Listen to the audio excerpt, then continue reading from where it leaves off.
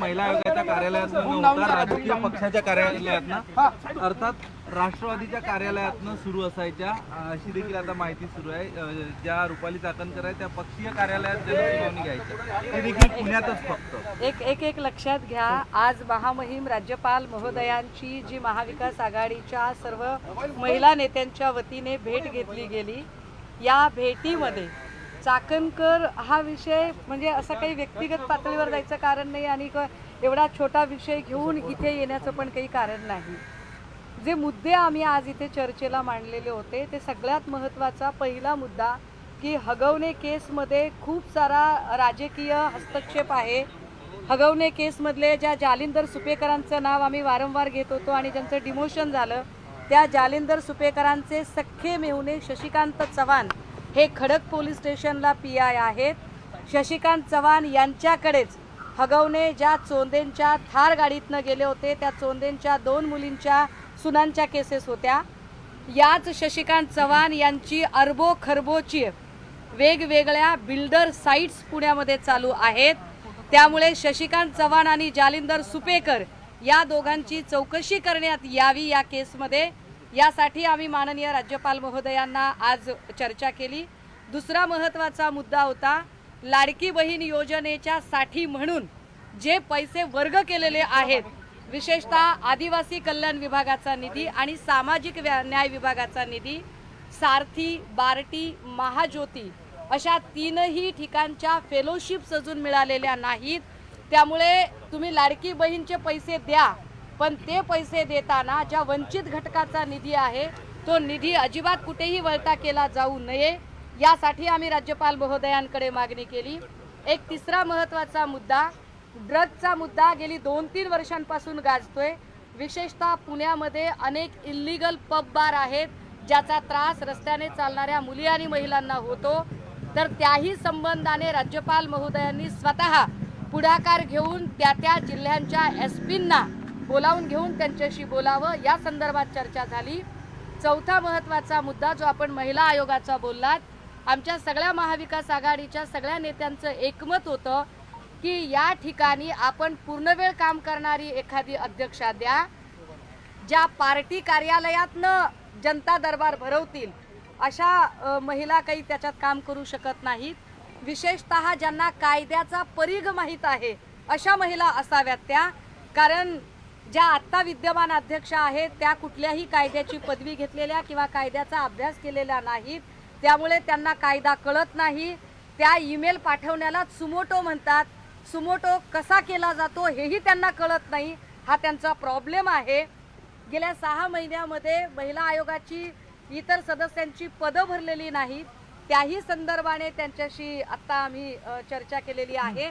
महत्त्वाचं म्हणजे गेल्या 5 महिन्यांमध्ये महाराष्ट्रातनं ज्या अनेक मुली आणि महिला, तब्बल ती 4 लाखांची संख्या आहे, 5 महिन्यातली 13,533 इतकी संख्या आहे आणि गेल्या 4 वर्षातली तब्बल 5 लाखांची संख्या आहे।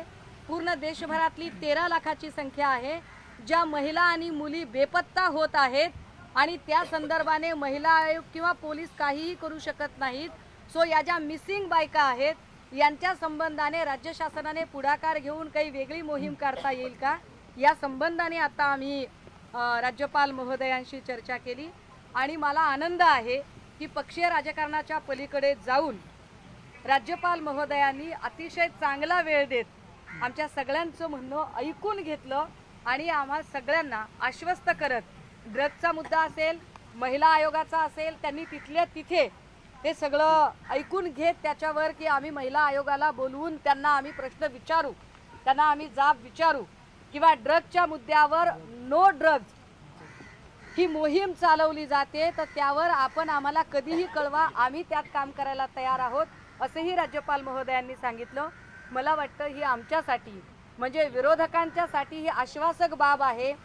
मागच्या राज्यपाल महोदयांच्या तुलनेत या राज्यपाल महोदयांचा हा निपक्षपाती दृष्टिकोन आम्हाला जास्त भावणार आहे। एक तर ते असं आहे की रुपाली चाकणकर म्हणतात की माझ्यावर टीका केल्यावर प्रसिद्धी मिळते, त्यामुळे ते कदाचित राजभवनावर गेले। कोण आहेत चाकणकर? कोण आहेत चाकणकर? रश्मिका मंदाना आहेत का चाकणकर? स्मृती इराणी आहेत चाकणकर आहेत कोण, म्हणजे कोणत्या क्षेत्रातल्या सुप्रीमो आहेत? राजकारणातल्या, बॉलिवूडमधल्या, प्रशासनातल्या? कोण आहेत चाकणकर की त्यांच्यावर बोलल्यावर प्रसिद्धी वगैरे मिळते? मला वाटतं काही लोकांना फारच मोठे गैरसमज असतात. त्यांनी या अंधश्रद्धेतनं जितक्या लवकर शक्य होईल तितक्या लवकर बाहेर यावं. त्यांच्यासाठी तत्परतेने पुढे आलेले त्यांचे लाडके भाऊ सुनील तटकरे साहेब यांनाही माझी विनंती असेल की तटकरे साहेब, तुम्ही तुमच्या लाडक्या बहिणीला या अंधश्रद्धेतनं बाहेर काढा. त्यांच्या बोलण्याने किंवा त्यांच्यावर न बोलण्याने आम्हाला काही घेणं देणं नाही. मी तर म्हटलं ना की चाकणकर हा अत्यंत छोटा विषय आहे. आम्ही ज्या विषयांना डिस्कस केलं, लाडकी बहीण योजना, ड्रग्जचा मुद्दा, महिला बेपत्ता झाल्यात, महिला सुरक्षा आणि सगळ्यात महत्त्वाचं की हगवणे केस ही CIDकडे वर्ग करण्यात यावी आणि जालिंदर सुपेकर आणि खडक पोलीस स्टेशनचे त्यांचे सख्खे मेवणे शशिकांत सुपेकर यांच्या बेहिशोबी मालमत्तेची चौकशी व्हावी. काही बीडमध्ये आणखी एक महिन्याचा प्रश्न समोर येतो आहे. 843 ज्या महिला होत्या, ऊस कामगार महिला, त्यांच्या गर्भपिशव्या काढाव्या लागल्या त्यांना, कारण त्यांना ज्या प्रकारे शारीरिक स्थिती असते महिलांची, काम करता येत नाही, अशा गोष्टींमुळे कुठेतरी गर्भपिशवी काढावी लागली. कसं पाहता या प्रकरणाकडे?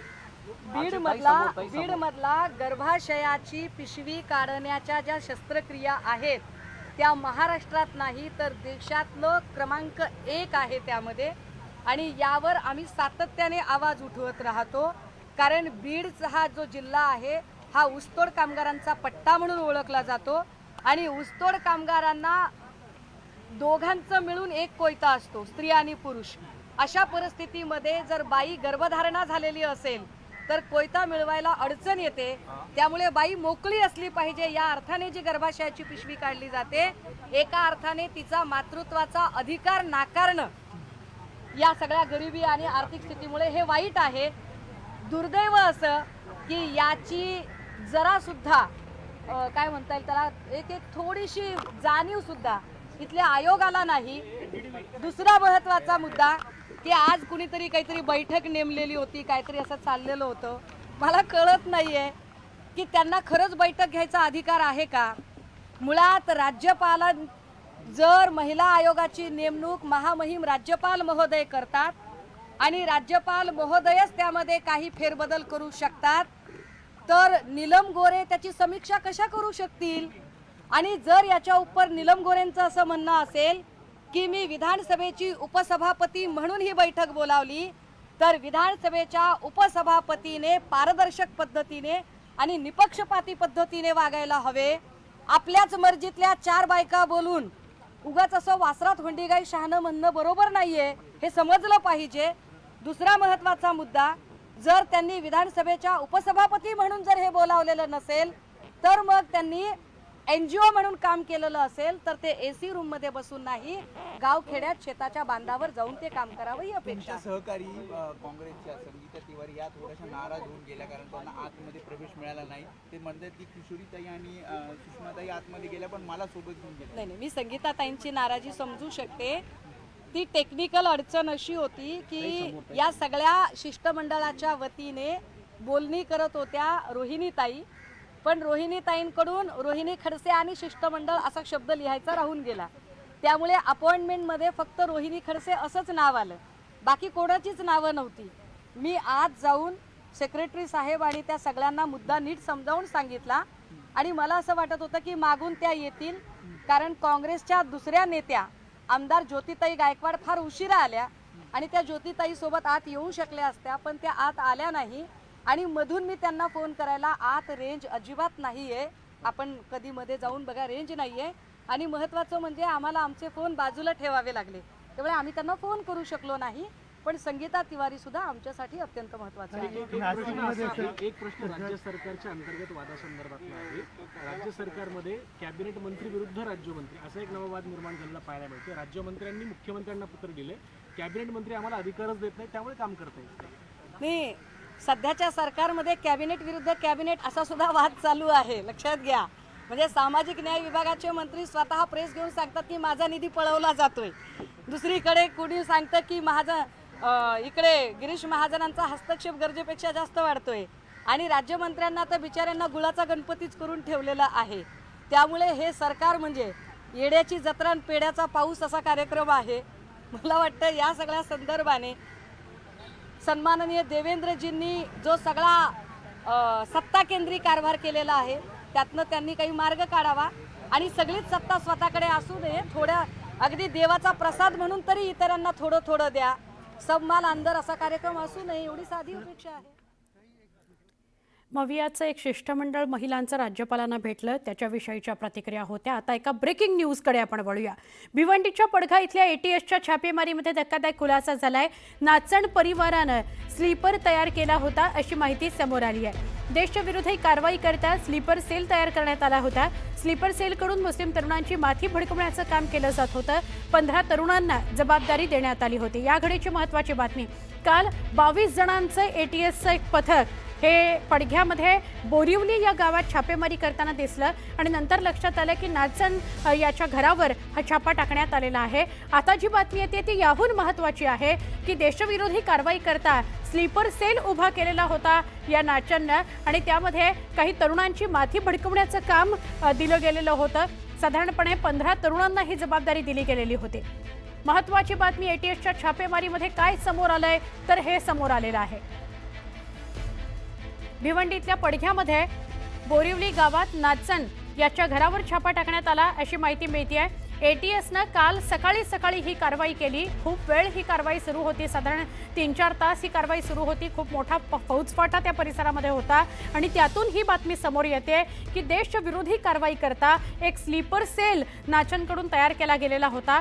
तरुणांची माथी भडकवायची आणि त्यांना देशविघातक कार्याकरता वापरायचं अशा 15 जणांना जबाबदारी दिली गेली होती. 15 तरुण हे या इतर तरुणांना माथी भडकवण्याचं काम करून स्लीपर सेलकडून या तरुणांची माथी भडकवली जात होती आणि हा स्लीपर सेल तयार केला गेला होता नाचन परिवाराकडून.